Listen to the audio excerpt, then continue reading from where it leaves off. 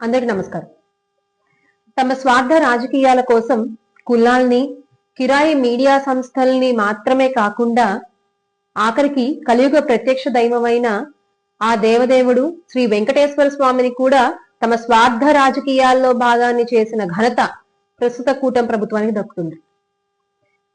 గత ప్రభుత్వంలో వైఎస్ జగన్మోహన్ రెడ్డి గారి హయంలో స్వామివారికి నివేదన చేసినటువంటి లడ్డూల తయారీలో వాడిన నెయ్యిలో జంతువుల కొవ్వు కలిసింది అంటూ వాళ్ళొక హై డ్రామాకి తెరలేపిన సంగతి మనందరికీ తెలిసిందే.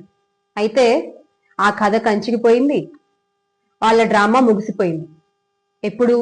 మొన్న సిబిఐ ఇచ్చిన నివేదిక ద్వారా ఐఎస్ఆర్ఏ ఎన్డీడీబీ ల్యాబ్లలో శాస్త్రీయంగా పరిశోధించి ఎలాంటి జంతువుల కొవ్వు కూడా జగన్మోహన్ రెడ్డి గారు ముఖ్యమంత్రిగా ఉన్నప్పటి హయంలో లడ్డూల తయారీలో కలవలేదు అని చెప్పి సాధికారికంగా నివేదికను వెల్లడించిన తర్వాత వీళ్ళ డ్రామా ముగిసిపోయింది.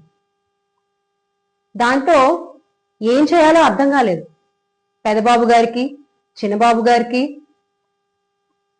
మన పీపీపీ గారికి.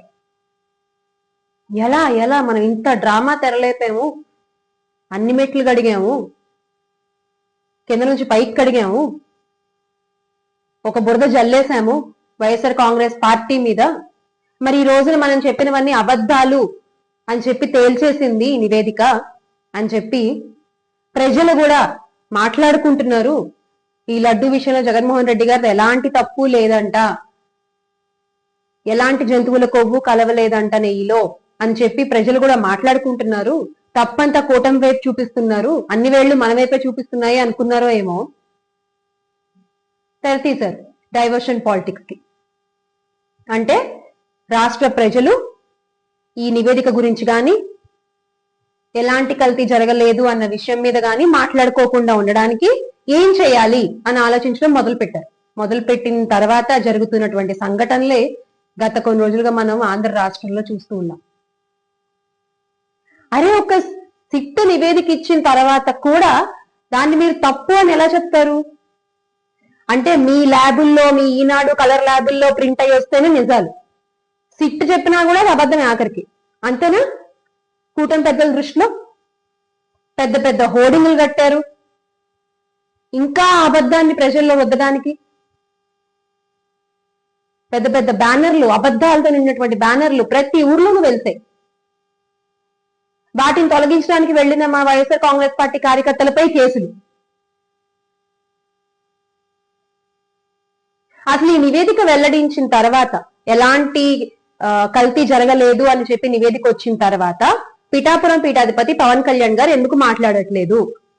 ఎందుకు దీని మీద కనీసం స్పందించలేదు? మీరు అది మాట్లాడకపోగా మా వైఎస్ఆర్ కాంగ్రెస్ పార్టీ నాయకులపై దాడులు చేస్తూ వస్తున్నారు వరుసగా. గుళ్ళ దగ్గరికి వెళ్తే గుళ్ళ దగ్గర ఆపుతారు, ఇళ్ల మీదకి వచ్చి దాడులు చేస్తారు.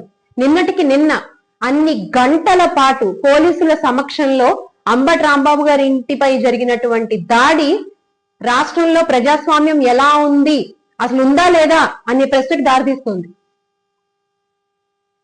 కర్రలు, రాళ్లు పట్టుకుని ఇష్టం వచ్చినట్టు వాళ్ళ ఇంటిని ధ్వంసం చేశారు, కారును ధ్వంసం చేశారు, వాళ్ళ కుటుంబాన్ని భయభ్రాంతులకు గురి చేశారు. ఇదంతా మళ్ళీ రక్షించాల్సిన పోలీసుల సమక్షంలో. అరే, ఇందాక గంట క్రితం జోగి రమేష్ గారి ఇంటి మీద కూడా పెట్రోల్ బాంబులు విసురుతారా? చంపేద్దామని డిసైడ్ అవుతారా ఏంటి మీరు? నాకు అర్థం కాదు. ఆ రోజున ఎలా అయితే వంగవీటి రంగా గారిని నడి రోడ్డు మీద హత్య గురి చేశారో ఇదే చంద్రబాబు నాయుడు గారి అధికారంలో ఉన్నప్పుడు, మళ్ళీ అలాంటివి ఏమైనా ప్లాన్ చేసుకుంటున్నారా ఏంటి?